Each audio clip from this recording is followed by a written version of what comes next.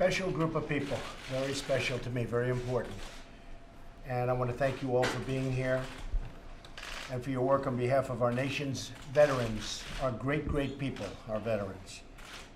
We're all united by a very common mission. We will protect those who protect us. I've been saying that a lot over the last 2 years at rallies and speeches. We will protect those who protect us. And that's just starting, because I think the veterans have not been treated fairly. And David and a group of brilliant, brilliant doctors and businessmen are forming a board, and you've got the most talented people that I've ever seen working with you. This is no more games going to be played at the VA. And I want to thank David, your secretary, your new secretary, who's going to be so outstanding. I think he actually passed 100 to nothing. When I heard that vote, I said, where did that come from? 100 to nothing, right? Passed 100 to nothing for bringing your vision, experience, and determination to the crucial task of reforming the VA and ensuring care for our returning heroes and warriors. And tonight I'm having a major meeting with some of the people that we put on a board. Ike Perlmutter is an amazing man. Marvel, Disney is one of the great, great businessmen of our time. And others. We're having a meeting tonight at what we call affectionately the Southern White House. Seems to be the most convenient location. Everybody always wants to go to the Southern White House. So are you going to be at that meeting? You heard about it, right? It's going to be great. All about the VA. The VA's mission statement is engraved in the plaques outside its headquarters. It reads, "To care for him who shall have borne the battle, and for his widow and his orphan." And that was stated by Abraham Lincoln. That was Lincoln's Pledge, called Lincoln's Pledge. But for too many veterans, this hasn't been their experience at all. We've been reading horrible stories over the years. And already, David, I'm hearing it's getting much better. A lot of improvements are being made. And it's going to change, and under my administration, it will change. Very important to me. During my campaign, I outlined a detailed plan for reforming veterans' care throughout the country. And we're working to put that plan into effect, and it's moving, I think I can say honestly, ahead of schedule. As Commander-in-Chief, I will not accept substandard service for our great veterans. Every member of our government is expected to do their utmost to ensure our veterans have the care that they're so entitled to, maybe more entitled to than anybody, and that hasn't been the way they were treated. But it is the way they're going to be treated.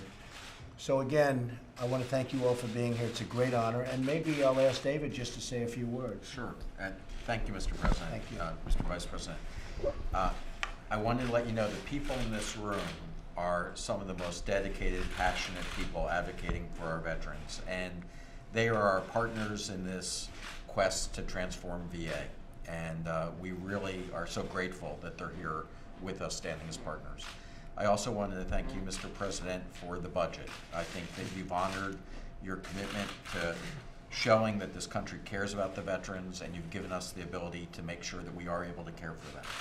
I also wanted to tell you that yesterday the House passed an accountability bill, and we're very, very grateful for Chairman Rowe's leadership and for the House's leadership in doing that. We're looking forward to the Senate bringing a bill forward. And so I think, as you said, we're committed to the plan that you outlined during your campaign to making the VA the type of organization that Americans want it to be, and we're well on our way to do that. So thank you very much.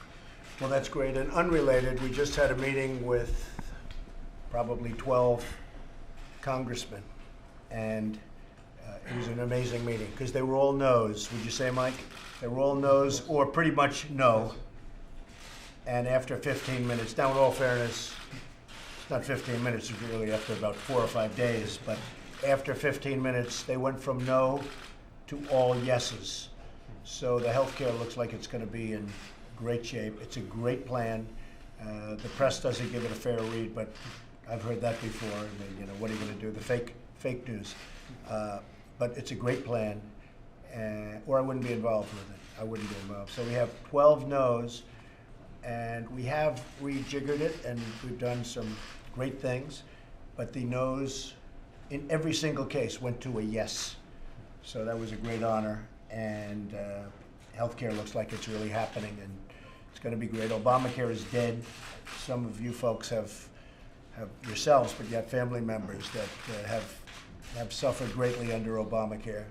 It's dying. It's just about on its last legs. If we did nothing, if we did absolutely nothing, Obamacare is dead. It will fail. In Tennessee, where I just left, half of the state has no insurance carrier, no carrier. It's gone. And they're going to leave the other half of the state very soon. You have that in many cases. Many states are down to one, and they'll end up with nothing. So Obamacare is dead.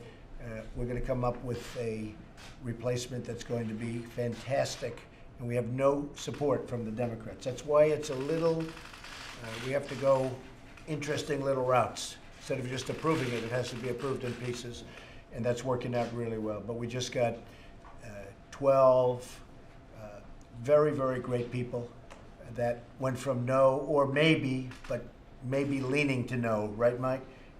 And they all have given me a commitment. They're voting for our health plan, health care plan. So that was great. I want to thank you all for being here, and let's talk, and the press will leave. Thank you very much.